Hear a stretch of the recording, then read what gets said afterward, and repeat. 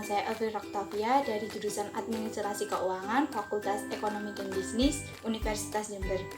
Di sini saya akan membawakan materi tentang akuntansi, transaksi, salam dan salam paralel dengan dosen pengampu Bapak Marmana Singgi. Materi yang akan disampaikan meliputi yang pertama tentang definisi transaksi salam dan salam paralel. Yang kedua ada ketentuan syar'i transaksi salam dan salam paralel. Yang ketiga ada rukun transaksi salam dan salam paralel. Dan yang keempat ada pengawasan syariah transaksi salam dan salam paralel. Yang kelima ada alur transaksi salam dan salam paralel. Yang keenam ada skema salam. Yang ketujuh ada skema salam paralel. Yang kedelapan ada teknik perhitungan dan perjalanan transaksi salam bagi bank syariah. Yang terakhir ada karakteristik dari salam dan salam paralel. Yang pertama yaitu pengertian dari salam dan salam paralel. Yang pertama ada pengertian dari salam. Salam merupakan pembelian barang yang pembayarannya dilunasi di muka, sedangkan penyerahan barang dilakukan di kemudian hari.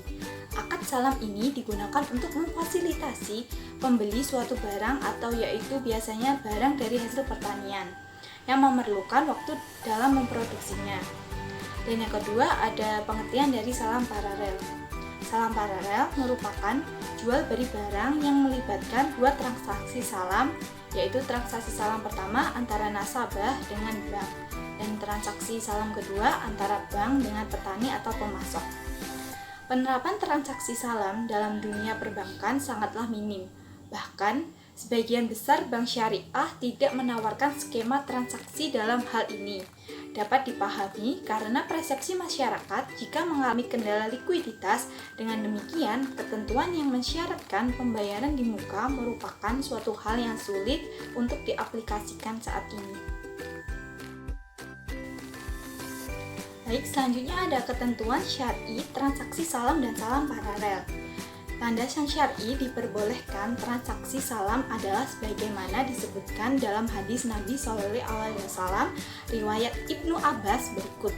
Barang siapa yang melakukan salaf atau salam, hendaknya ia melakukan dengan takaran yang jelas dan timbangan yang jelas pula, untuk jangka waktu yang diketahui. Ketentuan syar'i transaksi salam diatur dalam Fatwa DSN atau Dewan Syariah Nasional nomor 5 DSN MUI 4 tahun 2000 tentang jual beli salam. Fatwa tersebut mengatur tentang ketentuan pembayaran barang, salam paralel, waktu penyerahan, dan syarat pembatalan kontrak. Baik, selanjutnya ada rukun transaksi salam dan salam paralel. Yang pertama ada transaktor. Transaktor terdiri atas pembeli atau nasabah dan penjual atau bank syariah. Transaktor terdiri atas pembeli atau musalam yang dalam hal ini adalah nasabah dan penjual atau musalam ai dalam hal ini adalah bank syariah. Kedua transaktor diisyaratkan memiliki kompetensi berupa akil balik dan kemampuan memilih yang optimal seperti tidak gila, tidak sedang dipaksa, dan lain sebagainya yang sejenisnya. Adapun untuk transaksi dengan anak kecil dapat dilakukan dengan izin orang tua dan juga pantauan dari orang tua atau walinya. Penjual diperbolehkan menyerahkan barang lebih cepat dari waktu yang disepakati dengan syarat kualitas dan jumlah barang yang sesuai dengan kesepakatan dan tidak boleh menuturkan tambahan harga. Sekiranya penjual menyerahkan barang dengan kualitas yang lebih tinggi, penjual tidak boleh meminta tambahan harga. Akan tetapi, jika penjual menyerahkan barang dengan kualitas yang lebih rendah dan pembeli rela menerimanya, maka ia tidak boleh menuntut pengeluaran harga atau diskon. Jika semua orang atau sebagian barang tidak tersedia pada waktu penyerahan atau kualitasnya lebih rendah dan pembeli tidak rela menerimanya, maka pembeli memiliki dua pilihan, yaitu pertama membatalkan kontrak dan meminta kembali uangnya, dan yang kedua yaitu menunggu sampai barang tersedia. Yang kedua ada objek salam. DSN dalam fatwanya menyatakan bahwa ada beberapa ketentuan yang harus dipenuhi barang yang diperjualbelikan dalam transaksi salam. Ketentuan tersebut antara lain yang pertama harus jelas ciri-cirinya dan dapat diakui sebagai utang. Yang kedua harus dapat dijelaskan spesifikasinya. Yang ketiga ada penyerahannya dilakukan kemudian. Yang Yang keempat, waktu dan tempat penyerahan barang harus diterapkan berdasarkan kesepakatan. Yang kelima, ada pembeli tidak boleh menjual barang sebelum menerimanya. Yang keenam, tidak boleh menukar barang kecuali dengan barang sejenis sesuai kesepakatan. Terkait dengan alat pembayaran, DSN mensyaratkan alat pembayaran harus diketahui jumlah kebentukannya. Alat bayar bisa berupa uang, barang, dan manfaat. Pembayaran harus dilakukan pada saat kontrak disepakati. Pembayaran itu sendiri tidak boleh dalam bentuk pembebasan utang. Yang ketiga, ada ijab dan kabul. Ijab dan kabul dalam salam adalah pernyataan dari kedua belah pihak yang berkontrak dengan cara menawarkan dari penjual atau bank syariah dan penerima yang dinyatakan oleh pembeli atau nasabah. Pelafalan perjanjian dapat dilakukan dengan lisan atau isyarat bagi yang tidak bisa berbicara. Tindakan atau maupun tulisan tergantung dengan praktek yang lazim di masyarakat dan menunjukkan keriduan satu pihak untuk menjual barang salam dan pihak lain untuk memberikan barang salam. Dalam fatwanya, DSN menyatakan bahwa sepanjang disepakati oleh kedua belah pihak dan tidak dipandang merugikan oleh kedua belah pihak, kesepakatan salam dapat dibatalkan jika pembatalan ini sangat mungkin terjadi pada saat pihak penjual gagal menghasilkan barang salam sesuai kriteria yang diinginkan oleh pembeli tersebut. Selanjutnya ada pengawasan transaksi salam dan salam paralel. Dalam memastikan kesesuaian praktik jual beli salam dan salam paralel, yaitu yang dilakukan dengan ketentuan syariah yang ditetapkan oleh DSN, DPS, atau Dewan Pengawasan Syariah melakukan pengawasan syariah secara periodik.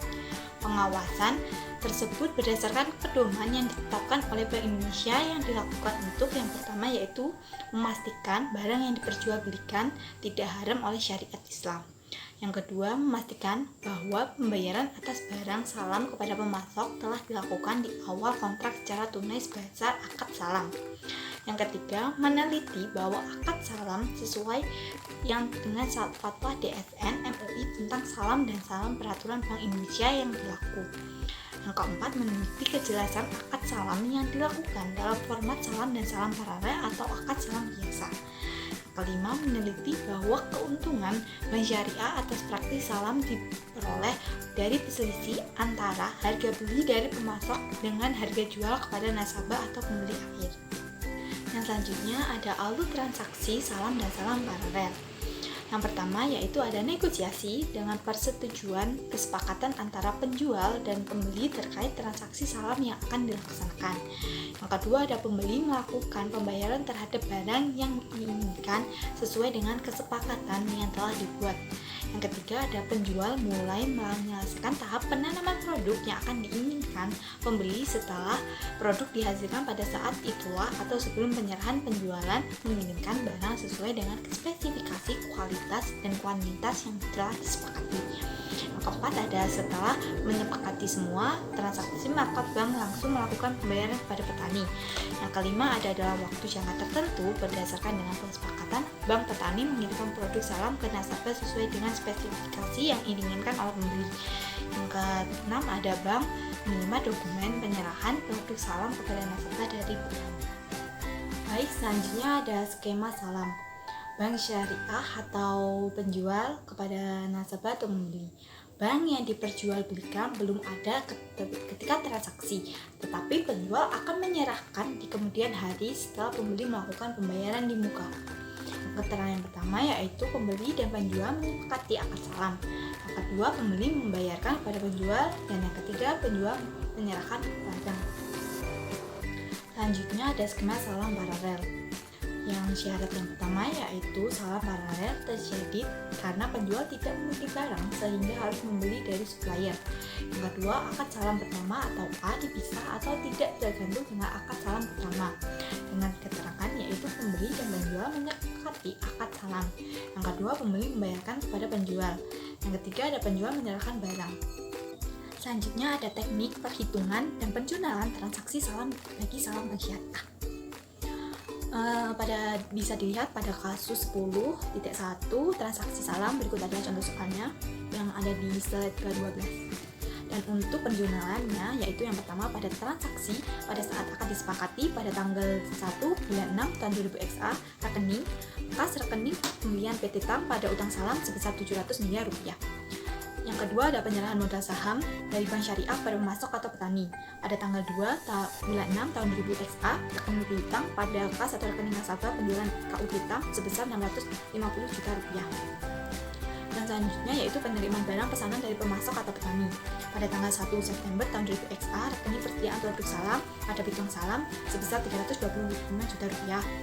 Keterangannya yaitu penyerahan tahap pertama sebanyak 50 ton biji jagung kualitas 2 dengan kuantitas barang dan nilai wajar barang sama dengan nilai kontrak.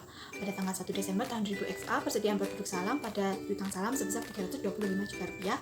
Keterangannya yaitu penyerahan tahap 2 sebanyak 50 ton biji jagung kualitas 2 dengan kualitas barang dan nilai wajar barang sama dengan nilai kontrak. Karakteristik yang pertama, lembaga keuangan syariah dapat bertindak sebagai pembeli atau penjual. Yang kedua, spesifikasi dan harga barang pesanan disepakati oleh pembeli dan penjual di awal akad. Yang ketiga, ada barang pesanan harus diketahui karakteristiknya secara umum. Yang keempat, ada alat pembayaran harus diketahui sejumlah dan bentuknya. Yang kelima, ada transaksi dilakukan karena pembeli berniat memberikan modal kerja terlebih dahulu. Sekian video pembelajaran kali ini, semoga bermanfaat. Terima kasih. Wassalamualaikum warahmatullahi wabarakatuh.